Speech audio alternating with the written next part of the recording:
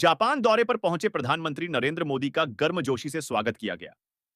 PM Modi के आगमन पर जापान में रहने वाले भारतीय समुदाय के लोगों में उत्साह का माहौल है।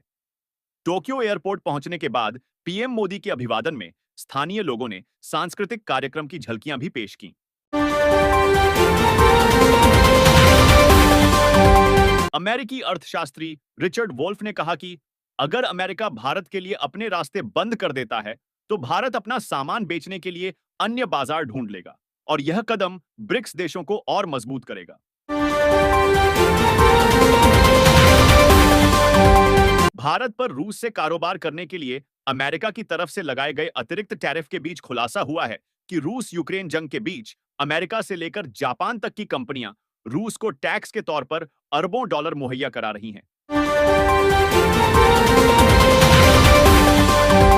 मध्य पोलैंड के राडोम में एक एयर शो के पूर्वाभ्यास के दौरान गुरुवार को पोलिश वायुसेना का एक F-16 लड़ाकू विमान दुर्घटनाग्रस्त हो गया।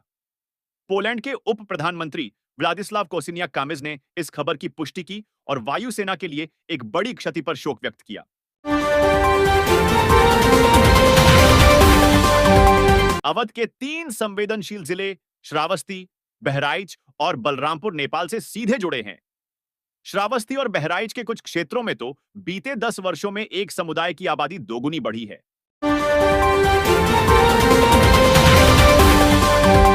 केंद्र सरकार की एक समिति ने अपनी सिफारिश में कहा है कि हरित अस्पतालों के लिए की गई पहल महानगरों से आगे ले जानी होगी। इस संबंध में अब केंद्रीय स्वास्थ्य महानिदेशालय ने आदेश जारी कर दिया है। विस्तार से जानने के लिए पढ़िए पूरी खबर। जनधन योजना के 11 साल पूरे होने पर पीएम नरेंद्र मोदी ने इसे भारत की वित्तीय क्रांति की नींव बताया। उन्होंने कहा कि इस योजना ने अंतिम व्यक्ति को बैंकिंग से जोड़कर उसे आत्मनिर्भर बनाया और देश को एकजुट कर प्रगति की राह दिखाई। यह योजना डीबीटी, महिला सशक्तिकरण और पारदर्शी शासन की मिसाल बनी है।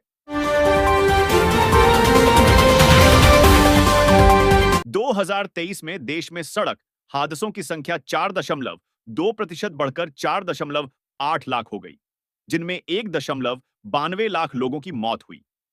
हर घंटे औसतन 55 हादसे और 20 मौतें दर्ज हुईं। रिपोर्ट के अनुसार सबसे ज्यादा मौतें 18 से 45 उम्र वर्ग में हुईं।